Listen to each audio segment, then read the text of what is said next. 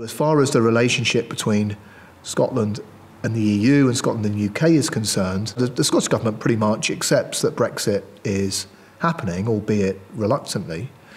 But what it wants to do is to try and explore ways in which the deal for Scotland, in terms of the final deal that the UK negotiates with the European Union in March 2019, can be different, can be bespoke, can take into account economic factors and political factors in Scotland as opposed to the rest of the UK.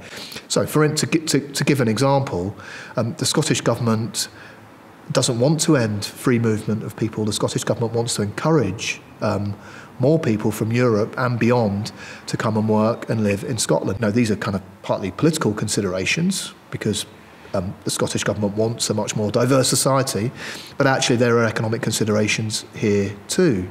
And if the UK leaves the EU without a deal and we end freedom of movement, the Scottish Government is worried that there will be an impact on the Scottish economy because we no longer have people from Europe coming here and doing certain jobs. So there are kind of political and practical elements to this. So the Scottish Government accepts that Brexit is happening, but really wants a different deal.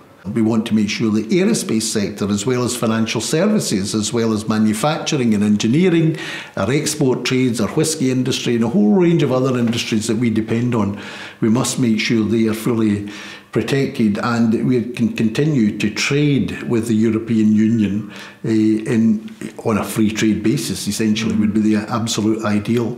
I think the other important point in all of this is particularly in relation to the trade deal. I think we should seek agreement from the European Union that if and when Scotland votes for independence, then the successor state of Scotland will be entitled to the deal that's reached, subject to any future negotiation, obviously, by mutual agreement, but we should be entitled to get the same deal as an independent country as that negotiated by the UK. I think it's been fascinating to see how the EU 27 have changed their attitude overall. I mean, these are 27 different countries and Brussels, but how they've changed their attitude overall to Scotland since Scotland voted to stay, and it voted by a larger majority than Northern Ireland to stay. So whereas in 2014 the EU leaders and Brussels too were very concerned about Scottish independence, and you had the then head of the Commission, Barroso, giving scary warnings about how long it might take to join the EU if Scotland went independent.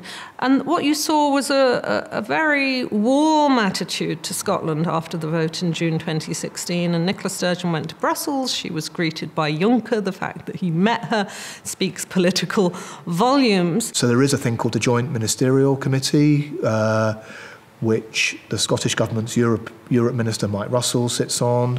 There are also meetings between the First Minister and the Prime Minister, and also the First Minister of Wales and Northern Ireland, in terms of, how do we kind of nuance the deal to meet the needs of the devolved nations in the UK. But the worry, particularly in Scotland, is that that's not being taken seriously enough, and actually our voice here is being sort of subsumed into the kind of hard Brexit type talk that's happening down south, and that's a real and legitimate, I would argue, concern for the Scottish Government. Get more from the Open University. Check out the links on screen now.